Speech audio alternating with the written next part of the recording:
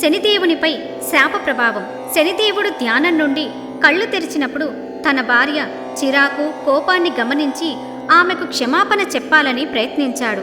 క్రమంగా ఆమె దానిని అర్థం చేసుకొని శాపం ఇచ్చినందుకు విచారం వ్యక్తం చేసినప్పటికీ శాపం యొక్క ప్రభావాలను రద్దు చేయగల శక్తులు ఆమెకు లేని కారణంగా ఆ శాపం కొనసాగించబడింది.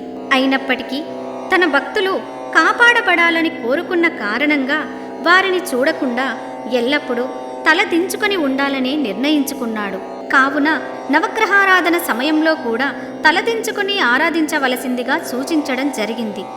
దేవుని దర్శించుకున్న తర్వాతనే నవగ్రహారాధన కూడా చేయవలసి ఉంటుంది.